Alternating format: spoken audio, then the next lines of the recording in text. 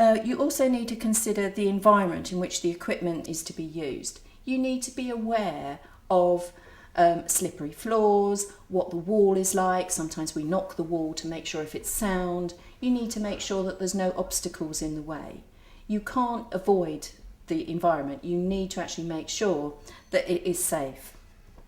Also, you need to actually take into account any family members that may be using say the bath and you've provided equipment, or the toilet and you've provided equipment. You need to be taking them into account in your provision. You can't just walk away and ignore the fact that the person has got obviously other things going on in their life.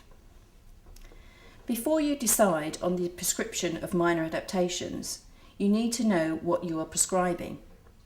You also need to know how to fit the equipment and how to measure for the minor adaptation. We are fortunate in Croydon to have an excellent stores, but it is your responsibility to ensure that the equipment is safe and that it is fitted correctly. You need to make sure that the equipment comes with written instructions so that anybody that's wanting to read about the equipment can. You need to ensure that the equipment is being used as intended by the manufacturer. So, for instance, the use of a perching stool in a shower area. The perching stool is not intended to be used in a shower area, so you wouldn't use it in a shower area. Sometimes what happens though is people do these things, and also they will cut or modify. So they'll cut down some legs or they'll add a piece. That piece of equipment is actually then not safe, and you can't modify it, because if something goes wrong, you are legally liable for that, because the manufacturer produced that for a particular reason and for a particular use. There's also limitations to the use of equipment. People often expect much too much about what the piece of equipment's going to do. A toilet frame, for instance, will help somebody get off the toilet, but if they are still not able to, for some reason where they've got some lack of muscle tone, etc., they still might not be able to get off the toilet. You then, as a practitioner, need to decide whether or not we then refer on for further specialist assessment for an occupational therapist. Does the equipment need to be maintained?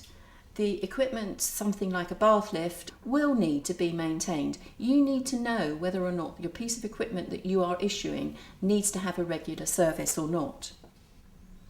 How is it to be cleaned? If you are going to actually provide somebody with something like a raised toilet seat, you will need to be advising them or their carer on how to actually keep that piece of equipment clean. It is the responsibility really of the carer or the client to ensure that the piece of equipment is cleaned and is well looked after.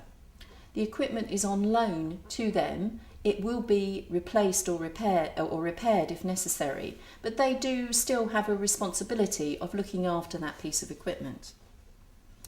You also need to think about how the piece of equipment is going to be stored when not in use. This may not be applicable if somebody is living on their own, but if they're living with family members or other carers, you do need to think about, well, if it's just for a single use, where is it to be stored? If for instance, it was stored and it fell on somebody, it would come back to you as to whether or not you'd actually explored this with the client. So you do need to consider this. Where does the client or the carer go if it needs to be repaired? So if, for instance, a ferrule was worn on a toilet frame, where would the person need to go to actually get that replaced? You also need to ask yourself whether you're capable of prescribing and fitting of the equipment and also measuring for the rails that you're recommending. The purpose of this video is that you will be responsible for assessment and prescription of equipment.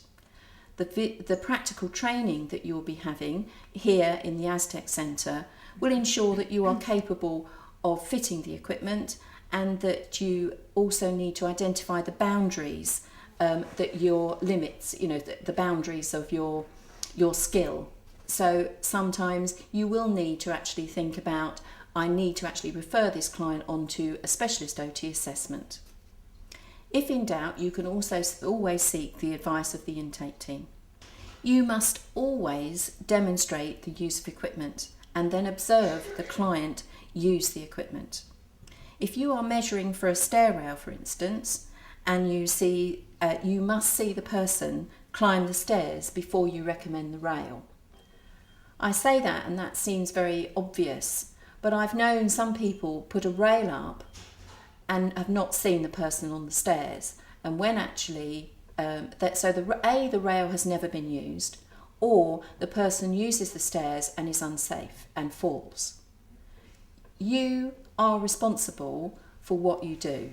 So if you're going to put a rail in, you need to see the person do the stairs. You need to see the person do the activity that they're saying they're having the difficulty with, because you need to justify your prescription. At the end of all of that, when you actually have assessed, prescribed equipment and ensured that the person is aware of what to do if it needs repair, you need to record in your diary notes, what your normal sort of client files, and you need to keep that accurate and dated, and you need to sign what you've provided. You need to ensure that you have noted any advice given. I say this because particularly when somebody can move things. So say for instance, if you have issued something like a chemical commode, I would normally advise you to state in your notes where you have placed the commode and at what height it is at. Because sometimes people will go in and they will move what you've done. And if somebody moves something into an unsafe position, if you haven't recorded it, you will not know.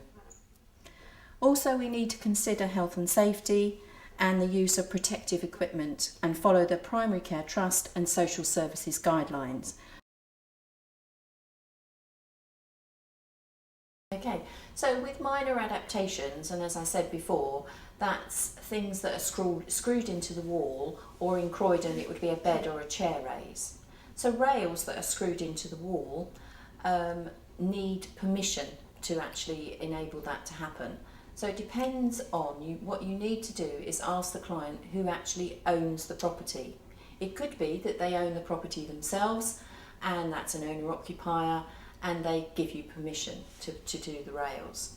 It could be that they're a freeholder, a leaseholder, and we need to actually get permission from the freeholder if it's not within their own property. So if it's in a communal area, for instance, we need to get permission from the freeholder. If it's council property, again, as long as the client consents, we can actually do that, and we can order those through stores, through our community equipment stores. If it's housing association, we do not do rails for housing association, but what we do is do either a recommendation, or indeed there's something called minor adaptations without delay for housing associations, and housing associations should really be putting in rails for their own tenants without the need to come through to a professional for an assessment. There's also people who are privately renting, and we can still put rails in through the Croydon community equipment stores, but what needs to happen is we need to get permission from the landlord to actually install the rail. Generally this is at no cost to the landlord, so they would actually agree. But in your pack you will find a letter, a standard letter. The important thing in relation to if we're getting permission is that we will not remove the rail when no longer required. And that's very important, because a lot of people would think that we would remove the rail and make good. We do not. So once we've put in a stair rail, it remains there. We would maintain that, and obviously if it needed repair, we would repair it, but we wouldn't remove it. Generally that's because it causes an awful lot of problems in relation to making good.